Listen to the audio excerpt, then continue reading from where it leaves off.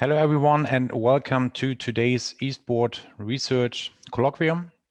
I am looking forward to a presentation by Rocaboy talking about his research on routines in esports and you expressing your ideas and feedback within the following discussion. Today's meeting is scheduled in the following way. We will enjoy the talk from Youenn for about 30 minutes and then we have a discussion lasting approximately 30 minutes, depending on your feedback and questions. In doing so, please notice that this meeting is being recorded. And if you don't want to appear in the recording, please enable your camera and/or microphone and feel free to forward your questions to me or post them in the chat, and I will forward them to the speaker. If you have any questions, you can ask them after the presentation, but you can also ask them during the presentation. This is fine. And without further ado, I will hand over to the speaker, who will shortly introduce himself and present his research, and then we can have a great discussion in the end. So the stage is yours. Thank you. Hello, everyone. Thank you for being here, and thank you, Oliver, for the invitation. Today, I would like to introduce you a subject that particularly interests me in a simple and humble way, as I still have work to do. I hope that this will allow me to open the discussion afterwards in order to benefit from your point of view to continue to improve my work. I have 1 month left to rework on my theoretical framework and to do my statistical analysis before my master's thesis defense. So I'm into hard work right now. For the presentation, I will start by introducing myself briefly, and in order to explain the path that led me to this choice of study. And then I will present the creation and implementation of the protocol to end with the practical possibilities and the continuity of the work that I would like to carry out during a PhD, maybe, I hope. So about the origin of my thinking about esports performance, we can go back quite far in my memories as a player. In fact, I've always played video games, and in parallel, I've always played handball competitively. And the funny things is that I often made the comparison between my ability to persist, to keep my cool between my game and my sport. To give you an example, I got stuck for a whole night on a side quest in Ghost Recon Wildland. I had to defeat the Predator, but it was like pretty hard. And when I felt the frustration building up too much and I saw myself becoming less and less effective, it was like when the handball coach made us stop training to drink water when the team played badly. So I stopped myself playing for like 10 minutes to drink some water, and then I came back to play. I didn't win this early, but it finally did it. And this is that kind of reflection that came to me during my sport career and in my daily life that led me to ask myself about performance psychology. So that's why I did my dissertation for the first year of master degree in sports performance training and optimization about the psychological support of young athletes in high-level structures. The aim was to research and understand the stressor and regulation strategies they used. There were handball players entering in a pole and high-level formation, and to give them some tools and techniques with the follow-up protocol on training on emotional regulation. And for my second year of master's degree, I wanted to combine my passion for video games with my research work in psychology. So I approached different esports entities that could be interested in my project. I became a member of the French-speaking Association for Esports Research and Studies. I participate in the creation of a student association, the Dijon University Club, which I became the vice president. And I integrated the staff of 2 teams as an intern, the Brittany regional team, Crazy Sports, and Pichot Sports, to do my research work. During the rest of years of the year, I also had the opportunity to work with the Poitiers laboratory on the study of soft skills in video games, and I started to work as the psychology consultant for Destro and Gamelord. To keep going on the question that I asked myself, looking at the topics I wanted to address in relation to the possibility offered by the master's degrees in sport psychologies of Dijon at the Burgundy University, I wondered about the parallels between research for sports and esports performance. There was a research project on routine in sports, so I asked myself about esports and about the implementation of a routine and how it can be useful for the player. And in this case, if it's useful, what kind of exercise will be useful to implement in this routine, looking to the tips, the kind of public they are. So I started to work on the theoretical framework by asking myself about routines in traditional sports, which have been studied many times in different fields of intervention. First definitions by Moran, you can see on the screen, a sequence of tasks relevant to and action which an athlete engage in systematically prior to his or her performance of a specific sport skill, which already revealed for the first time the need to combine mental truths about the truth and physical, the action activities in routines. McCann examined the routines and ritual of Olympic athletes in a variety of sports.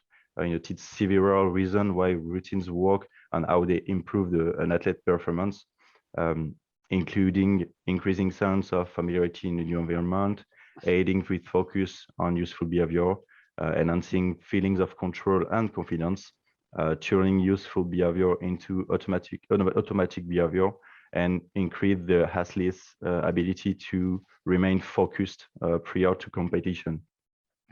For the work that go in the same direction, Grant and Champ worked on the competition day routine, which they called flexible performative, consisting of a sequenced set of learned automatic activities employed on a day of the competition to accomplish 3 goals. So it helps to stay comfortable, remain focused, and become mentally and physically prepared for the performance. So the competition day with these routines was defined at the time from when the athletes woke up until he went to bed, and within that day, athletes understood all their actions and preparation for athletics performance. This work on the routines, I wondered how it can be adapted to the stress and the recuperation, the recovery of esports player. So I started to do the theoretical framework on perceived stress and stressors of esports player. That's easy to find stressful factors in the practice of esports player. Picone proposed to look at the external and internal cause of the stress, as you can see with that definition. Imsleyan research in 2017 also confirm certain stress factor notably related to self-efficacy, to high level of commitment to practice or interaction with the team. In thinking about setting up a routine with players, we were therefore interested in techniques that could positively influence this perception of stress. So to the third part, it was the idea was to think about time of training and recovery of the esports player.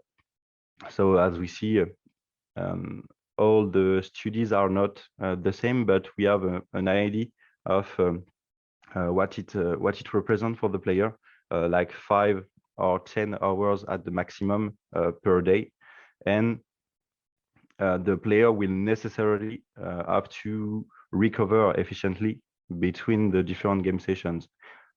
We can consider the competition, which can represent 1 to 5 events per month. The player is very strongly mobilized in the practice and in his plays. So in my current practice, to give you an example, one of the team I work with has 2 daily training sessions lasting 2 to 3 hours per day, per session, for twice per day. So we start to think about the protocol and the methodology. So I work with 23 players, including 21 men and 2 women between the age of 19 and 31, participating at least at 1 competition per month. That was a condition for me to include them in competitors and to meet the protocol in stage. There were training over 6 weeks with the 1.5 hour session per week. There were 2 sessions of 1.5 hour on controlled breathing, so 3 hours in total on breathing and relaxation, 3 hours on mental imagery, and 3 hours on exercise that combine controlled breathing, relaxation, and mental imagery in the way to help them to build up their own routine of pre-performance.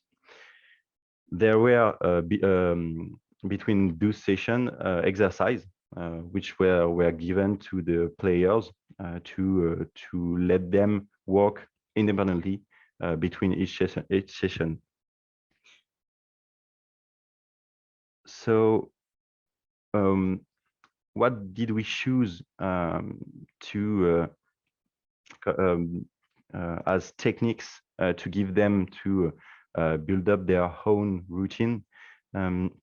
We looked at the necessity to be in better control of themselves. The perception of control was important. So I look at some techniques and tools that can help them to improve the control on perceived stress, and in other way, because of the lot of work they had and the lot of play they had, the tool that can improve the psychophysiological recovery. So we choose to use controlled breathing that increase comfort, relaxation, vigor, and alertness, and reduce symptoms of excitement, anxiety, depression, and anger and confusion. The second tools which had been chosen was relaxation, which can increase physical and psychophysiological relaxation and reduce perceived stress. It improves concentration levels and improve the regulation of anxiety, mood, heart rate, and muscle fatigue and cognitive functioning. The third exercise was based on mental imagery, which promotes the motor learning and perception, but that was not the most important point. It was increased motivation and enjoyment of activities, and it improved the sense of self-efficacy by looking at mental imagery when we are in a winning rate, or when we do a good session. The measurement tool, there were 3 questionnaires. The first was the TAPS, the questionnaire to measure goal settings, relaxation, activation, mental imagery, internal dialogue, attentional control, emotional control, and automaticity of techniques they use to improve their performance. So this questionnaire was made before and after the 6 weeks of intervention to see the difference pre and post intervention. The mastery scale at the end of each module, after 3 hours of intervention, they do the mastery scale, which measures stress and perceived control over the situation, to see if the techniques they used have an influence or their perceived stress. And the third questionnaire was the RecUp, which is in phase of validation. And at the end of each module 2, the idea with this RecUp was to measure certain recovery variable. So how they do to recover in their day life regarding to their training and the time they train themselves. We can see a little schedule of the protocol with the timeline, the time of the questionnaire. You can see the questionnaire 1, the pre-questionnaire, the questionnaire 1 of the module 1, questionnaire 2 for 2 and 3 for 3, and then the questionnaire for the daily questionnaire in the competition. So at the end, the time of competition, it's a time of autonomy for the player during the player walk without an intervention, without the free intervention, the free intervention we had before, and we see how they understand and learn the techniques and how they use them in situation. And with this protocol, I wanted to see if there are an influence, or if it can improve their perception of self-efficacy in their play and in their daily life, and to see if their recuperation was better. So I didn't have done the data analysis already, but I have some feedback from the players from the field, because I keep working with the majority of them, and the tools they keep using, using in their plays and in their training. It's more on the breathing techniques and on the mental imagery, because mental imagery they use it before and after in briefing and debriefing. For before, it's more to improve their sensation of being well in their practice, to be more fluid and more good in the training or in the competition. And after, it's more to work on their on the mistake they did in the practice and in the play. They use it to make some work on themselves and improve their way of playing. And for the bracing techniques, they use it when they have a peak of adrenaline or stress, when they feel that they don't control their body anymore. They use the paceful breathing technique to go down and keep the control on their emotion, on their body. There were also some players that use breathing technique to fall asleep quickly. We work with some of them actually to improve that capacity of slow down the activation level to help the sleep to reduce the sleep time, the sleeping time. And for the next and the last slide, what do I want to do with that study, and what are my ambition with that? It's kind of really interesting to see how the research from sports and from other field can be used in the field of esports, and in the other way, the research that I done in the sports field can be adapted and used in other field. The utility of this study and of this work was on the first end to help directly to help the players in their playing routine, in their performance routine, to be better in their way of playing. But it can also be a good point of reflection for the coaches, which can think about what they can give or what they can't give to the player when they are preparing all the schedule of training, and how they can talk with them before the moment of play, the time of playing. For me, it's a great start. I think I have already more work to do to have a complete study. I have the data analysis to do, of course, but I need to dig deeper, maybe to have a more global view of the field.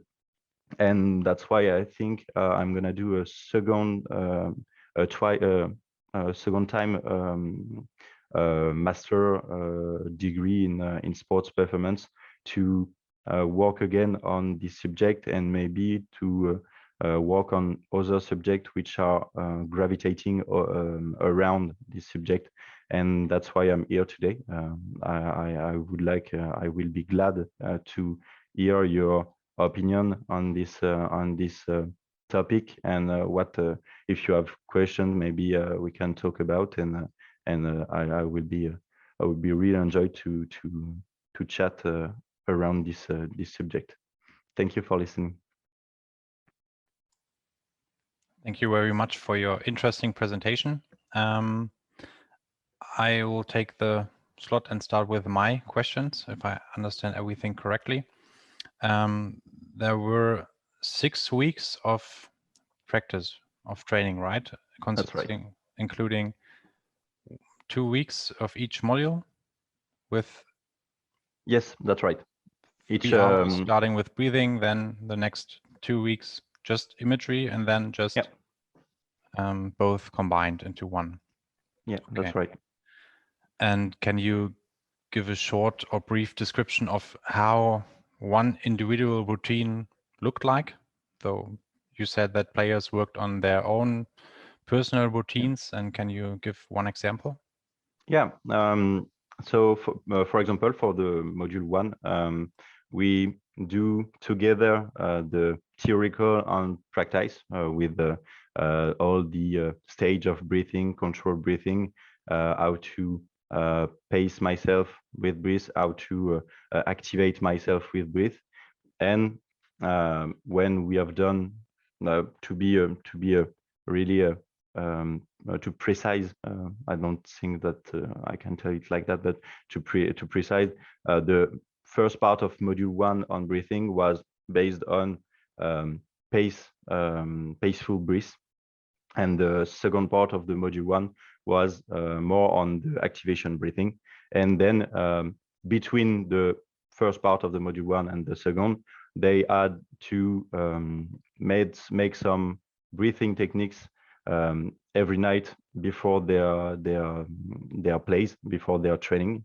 And every time they play, they had to make 5 or 10 minutes how they in function of how they feel it, 5 or 10 minutes of respiration of breathing techniques.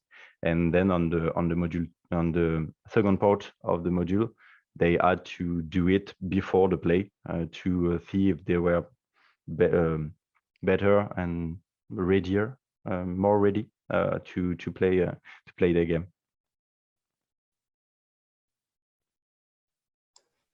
Thank you for clarifying, even if this might be a simple question. What do you think are the moderators of those intervention strategies, though what might influence if they are effective or not? What might influence more the effective? I think mental imagery is really interesting in this way because you have internal dialogue, internal speak maybe in English, which is really interested on how the player feel about himself and how he talk about himself in the game. When I did my intervention, all the time we talk about mental imagery and internal speaking. The players were really interested about that because they all had experiment the feelings of seeing themselves. I'm so bad. I should stop to play because I can't go up. I can't level up this time. For me, the mental imagery is really interesting to focus on feeling of himself more globally, on how I feel when I'm happy, how I feel when I'm really good at what I'm doing, and how I feel before the game when I'm not that good, and when I do some plays that are not good or not right. How do I was before I did that? And for that, the mental imagery is really interesting for me. Thanks. And so far we have no question, just one comment that it was really interesting, and he said thanks, or she said thanks. He said thanks. Then I will go on with my questions. You have conducted your study with 23 players and also assessed the top questionnaire. Can you say something about the results, or haven't you had the time to look into the results of the tops? No, I didn't already have looked at the results. I have 2 weeks to work really hard on this topic, but not already. Sorry. Okay. And did something came out of the discussion with the players that they mentioned they have used imagery before, or they use self-talk? Yeah. As I said earlier, the player keep using some techniques. Not all the players, because I didn't have the feedbacks of all of them, but there is some team cohesion that build up around this work when they start to play together, like 5 or 10 minutes before the game. They say to themselves in the team, come on guys, it's time to breathe. Come on guys, you know the how to breathe before the plays, and they keep using the techniques, but in my point of view, I don't think they use it in the totality of the formation of the protocol. I don't think they use each time, but it's also in case it's a situational utility, I think. from them and for them. That's normal that they use only mental imagery sometime, or only breathing or relaxation when they need to pace up, to pace themselves up, I think. But that's all I have come by on feedback. Okay, thank you. We have a question in the chat. Thank you for your presentation. I can see why the breathing techniques might be good for players needing to be less activated in order to perform at their best. But what about players who perform better at a higher level of activation? Is that covered in the mental imagery part in week 3 or 4? Yeah, that's really interesting. The justification about the need of some player to be more activated to play. We have two ways to work on that. On the breathing technique, we have a part of the module which is dedicated to activation. So we do some hyperventilation, or it's kind of an hyperventilation, but not as far as that.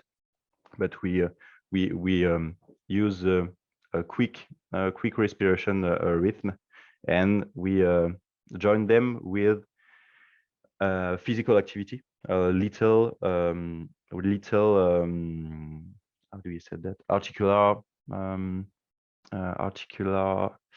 I don't know how to say, échauffement, I think I had it, but some movement which improve the temperature of the body with the respiration technique. And when we come to the module 2 with mental imagery, we add some image of high intensity emotion. Remember, on their remember, we use some images that bring them some joy, some high intensive emotion, positive emotion, and it helps them to be to burn, to be in a great intensity for them. I had some players that need that. Even right now, I have some players that need to be at the highest they can, and in this case, when we work with them, in the part when I let them do mental imagery, I let them choose if they prefer to use a relaxant on, or I don't find my word, I'm sorry, a relaxant or a peaceful image, or if there was a prefer to have a high intensive emotion remember. Thank you. And also thank you for a question, Michelle. Interestingly, Benke and colleagues are researching positive emotions and also negative or unpleasant emotions in esports, and they have indicated that positive emotions, as you have acknowledged, are related to increased performance. But Michelle Payne also emphasized that some players do push-ups or jumping on the spot to elevate heart rate quickly before maps. Not everyone needs to be calm, which I can agree to. We have conducted an interview study and also a questionnaire study that have indicated that players and also practitioners also use activating strategies to prepare themselves for competition. And now we have a question from Eric. Yeah, hello everyone. First of all, thanks for the presentation. It was really interesting. Also, I can add on that the players which I work with, they also do some jumping jacks, or just do a 5-minute walk before a game and between games. My question would be, how did those teams receive your help? Like, were they very interested in it? were they thankful, or weren't they that like proud to be part of a study? Or yeah, that would be my question.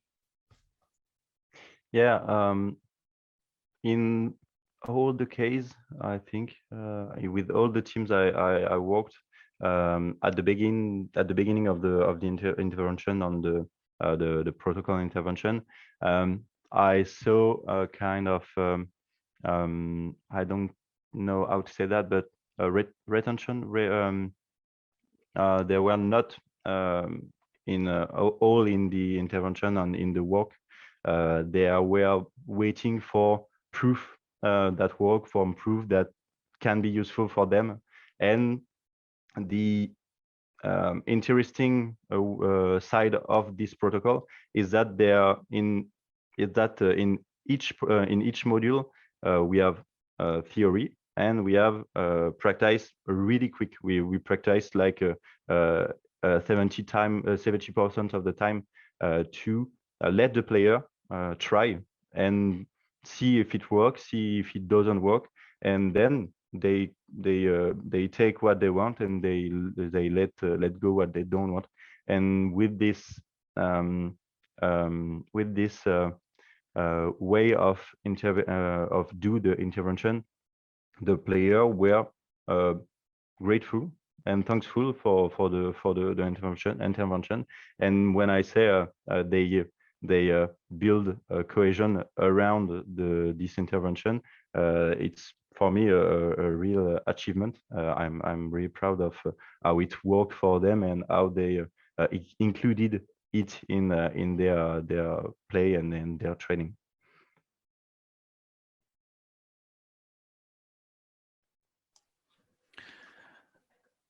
I have another question.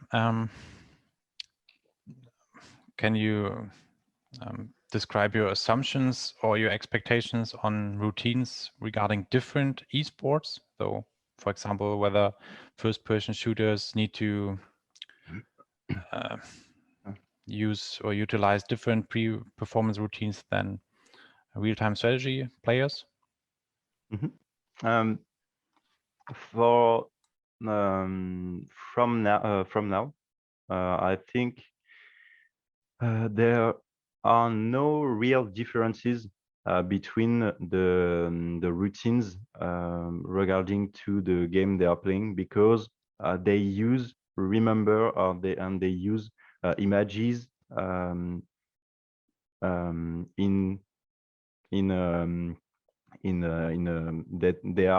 they are related to their play. So we can do the same work with the FPS player or with the real-time strategy player. There is no difference for them, because they don't do the same thing at the end. They do base they work and they construction of the routine on their fields and how they play. So there is no real difference for me. But at the end, we see maybe the way they do it could be a bit different. I have an example, I think, with some Valorant players I work with. They were more sensible, more educated to the feelings in the ends than the League of Legends players. Some of the Valorant players had before the intervention, they had before the intervention a routine with their hands, like moving the fingers, like put some water on a tissue on a cloth I don't find my words, but you understand what I want to say. They had already some intelligence about how they feel before the game. That's right. That's the fact also with a fighting game players, a Tekken player, which had already a Tekken player and a Dragon Ball Fighters player too. They had before the intervention, they already have the intelligence of use mental imagery to debrief themselves after the game. When they made some mistakes, they say like that. They made a copy, a photography of the mistake, and they think about it again after the play, after the training, and they don't do it a second time, or they try to avoid it at their best. So that's interesting to see how the games give some experiences, different experiences, in function of their specificities and how the players work on them. What do you think is the main reason why some players or some esport titles or players that play these titles use strategies and some others don't? For me, but I don't know if it's the real answer. But for me, the culture and the education have a real influence of how the people improve and build up their way of playing the game. And in another way, when I say culture and education, they are also experience. I talk with Olivier Hay, the 2014 champion of Evo on Street Fighter 5. He talk about a thing that's really interesting to me. It's the experience. We talked about that and realized that two players with the same capacity, with the same level of playing, will be differentiated on their experiences, because at the same level of competition, maybe at a final of competition, the experienced one will not have the same perception of where of the environment around him than the not experienced one, and that will influence their sensation of self-efficacy or perception of enjeu. I can translate that quickly, I think. Enjeu. Issues or stakes maybe. They don't have the same view of what they engage to be there, because the experienced one already had been in finals, and the new player, which can be at the same level of performance, will not, and that will influence his performance at this time. And I think it can really influence the way of playing. So I would say the education, the culture, and the experience would have an influence on their way of playing. I would agree on that with you. Nice. We have another comment in the chat. I will reframe it in my words and emphasize that every player needs to have its own toolkit of, for example, psychological skills that can be used in different situations depending on the demands of this situation. So everyone needs skills that they can use and perform doing and before competition and also afterwards. Can you say something about, I have my own opinion, but can you say something about your opinion on how strategies that can be used in esports and are currently being used in traditional sports may differentiate or may differ from each other? is the question is if tools and exercise are different in traditional and esports. That's right. Yeah, what one might be, what one must consider when he tries to apply strategies that he knows from traditional sports and brings them into the field of esports, for example. Yeah, for me, the two fields are really communicating. There is a construction of the way the player are in the activity that is really near to the way an athlete have to train himself. The difference will be on the physical activity, the physical depends on the way they do their training, but the external causes, the how I said that the stakes. I use it again. The stakes and the body fatigue, body and mental fatigue will, in any case, be really approach one on each other. And I think what we use in esports can be, of course, used in sports and in the same at the reverse. I think, for me. Thanks. And Eric, it's your turn again. Yeah, I want to touch on that just quickly because 3 months ago, I heard a presentation from Fabian Broich, who worked with Excel and Origin Schalke, and he presented a study on his players. He got feedback from them, and it showed that they all really got better because of sports psychologists or something around that. But the one negative point was that the sports psychologists weren't in this esport bubble, and because of that, the communication wasn't that good, and this was like one huge thing.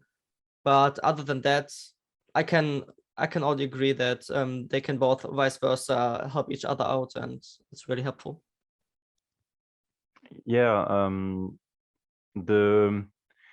it's important. En fait, I use a French word. Sorry. In all the fields, the sports psychologist or any intervenant, any coach need to be informed about what he does and with who is working. It's real for the sports. It's real when a coach who came from golf federation came into handball, enter into handball session. It's really important to understand how the player we are talking with are talking about, how they can feel, what are their problem in their plays. And if we don't understand, and if we don't if we doesn't inform ourselves before do that, I think in the most case we are gonna miss something with the players, and that's important for me to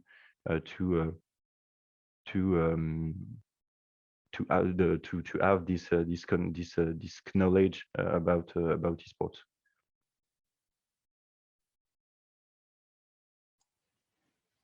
I'd like to add something to that because I had a master student who was assessing factors relevant in practitioners, sport psychologists, and a performance coach, and he interviewed professional players, 7 professional players, and the factors that were mentioned could be clustered or coded into accessibility. So if a practitioner was easy to access, for example, via WhatsApp, or he had an office close by, it was perceived as positive. In addition, knowledge, as Eric mentioned, is an important factor. If someone knows what he's talking about and can share experiences, this was also beneficial. If the practice was player-centered and independent of the organization, and there was some kind of trust and also sympathy. And the last aspect that was mentioned was the way that the practice was delivered. If it was individual, it was perceived as being great. And if it was too theoretical and too, let's say, independent of the individual player, then it was perceived as a negative practice. But this is just something that I'd like to add. And I think there was another comment in the chat. Yeah, Dylan said, congratulations on a fantastic presentation. I look forward to watching your work progress. I can also agree on that and mirror his statement. Is there a way that we can stay in contact with you besides your Twitter account and your email address if we want to know more about the results of your study? Yeah, no problem to talk by Twitter. I'm here on Twitter. No problem to send me a DM, and by mail too. I respond as soon as I can. So no problem to ask me and to contact me by this way. Okay. Is there another platform that we can look at your articles, for example, if it's published or your math thesis being available somewhere? Maybe with on the website of Crazy Sports, the team of Brittany with which I'm working. I can maybe share the address here. They shared some. I don't know if they say share. That's in French too. Maybe I can give you later, or is it important to give it now? Because You the can give it Twitter, later to me. the Twitter, the mail, and maybe the Discord, if someone want to talk by direct messages like on Twitter. I don't know if it's really useful. Okay. So you're part of the Esports Research Network, right?